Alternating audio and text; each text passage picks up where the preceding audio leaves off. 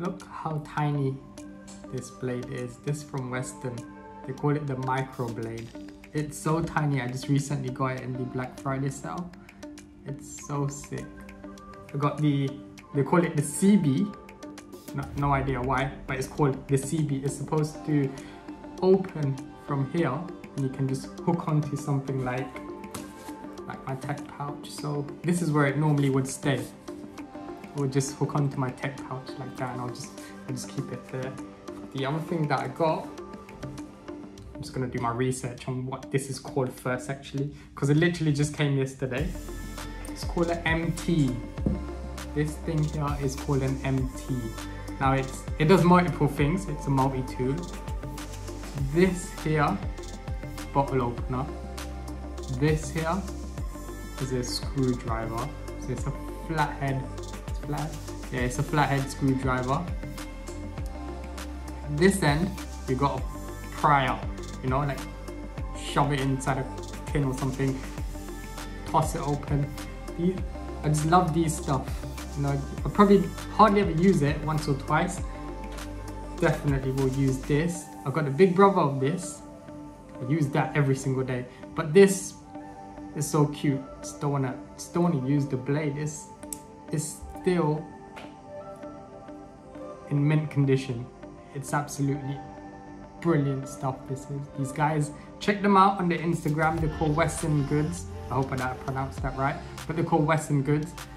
Somewhere in America, but they are really good. They sell like dope stuff. If you're into knives, pocket knives, accessories, these kind of tools.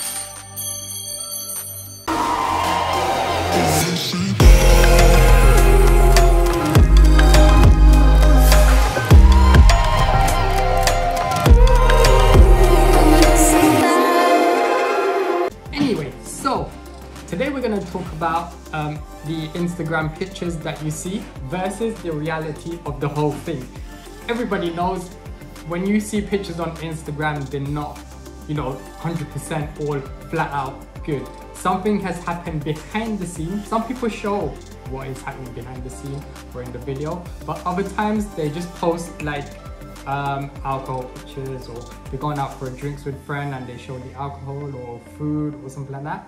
But I'm going to show you the reality that is behind the Instagram pictures, which is the top-down pictures of tools, of EDC. If you don't know what EDC is, everyday carry. Everyday carry. I did a video on it with my EDC, which is in this pouch. I'll leave a link up below. I'll leave a link up here. Check it out. It's all the stuff that I need to get through the day. And that is called EDC, everyday carry. You carry that stuff with you every single day, no matter what, and it will get you through the day. And that's what I got in this pouch. No matter where I go, what I do, this pouch is always with me because it has everything that I need for that day. I love looking at those kind of pictures. Why? Because they just feed my eye. Oh, it's just candy to my eyes. I could almost taste those pictures because I love the pictures, the way people just put their stuff together. And it's almost like, you know, it's almost like Tetris. They put everything together, laid it out, moved things around, obviously, to make it look picture perfect, put a bit of edit on it, and they post it on Instagram. But it's not always like that. It's not always like that. I'm gonna show you a behind the scenes of how I do top-down pictures, what happens before I post that picture on Instagram or my Instagram story or whatever it is.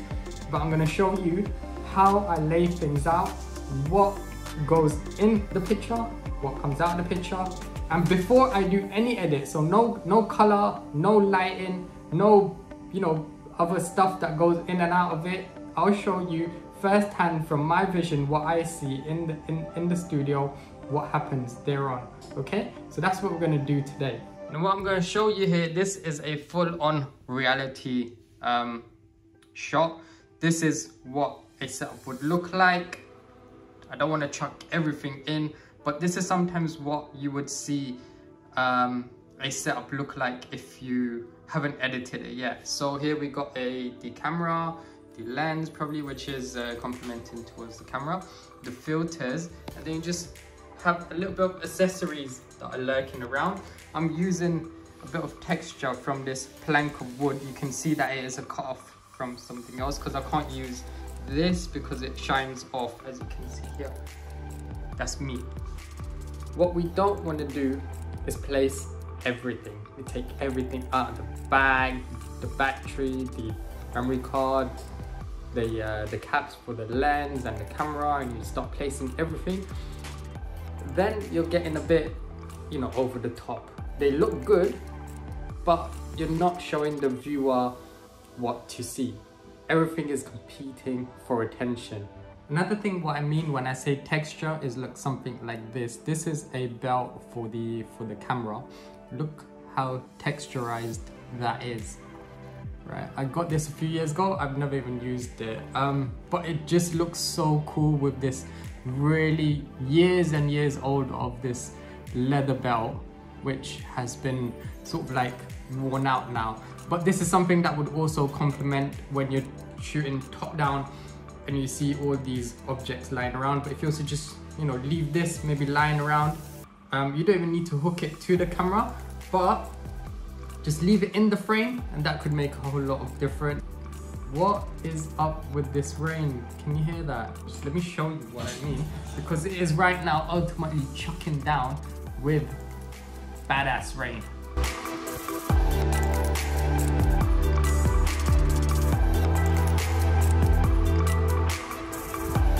Also notice that these little moment lenses, this one especially, I would like to show you that it has a little cap at the bottom, as you can see. And instead of just placing it there like that, or maybe take a lens, make the cap off, I've actually placed it so that the lens sit in a sort of configuration, in an angle. So notice that I've toned down the light in the studio now. So this is with a spotlight just over there, a beam light which is given sort of an orange contrast on my left, one light that is on top down which is given a sort of a shadow of me and the backdrop. But now I have placed the plank, the texture on top of the table and placed all the items on top of it. Now this is probably something that I would probably post on the Instagram. This is now Instagram ready, and this is how I would lay out everything along with the lighting and a bit of editing as well. So without further ado, this frame is what it would look like on Instagram, on my Instagram story, or on my feed with the edit.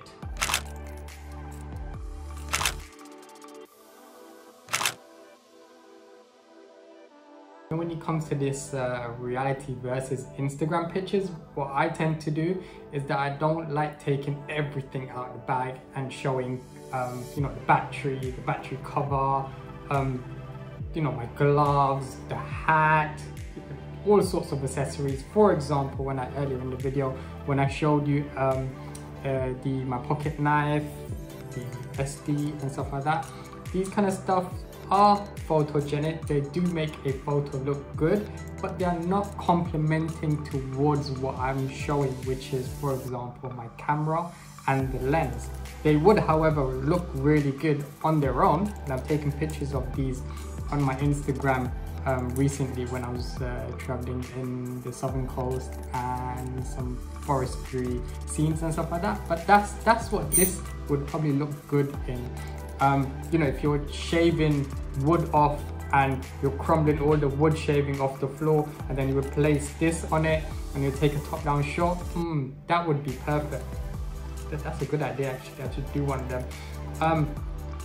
Also, with one of the other accessories, which is this one, if you're unscrewing something and you know you've opened the tin and you've got sort of like a spillage of the tin, and maybe if you leave this sort of half soaked in the liquid of what you've opened, perhaps the paint tin or the drink tin and stuff like that, and you've left it there with a bit of spillage, and you're almost adding sort of texture, sort of background color vibe to what you're using the object for.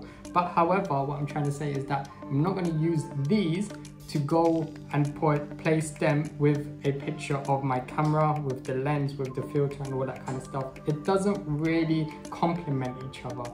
Here we've got a camera of mine, the 85mm, filter, a little bit of moment lenses for the phone, and perhaps my sunglasses as well, which I think all put together, not forgetting the strap as well. The texture on this strap, it is banging. I love the texture of the strap. I've hardly ever used it, but it looks so old that it just makes me feel, oh, do I want to use this? The more probably that I use it, the more better it would look. But to be honest with you, I've hardly ever used it, and it just complements the picture of moving the thing around. Maybe place it in front, maybe place it behind, to get that perfect frame that you're trying to show.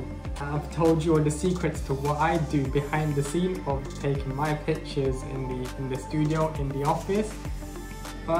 You can maybe go off, try your own. By the way, I'm gonna end this video here right now. So if you like this video, give it a thumbs up. If you haven't subscribed already, subscribe. And until next time, peace.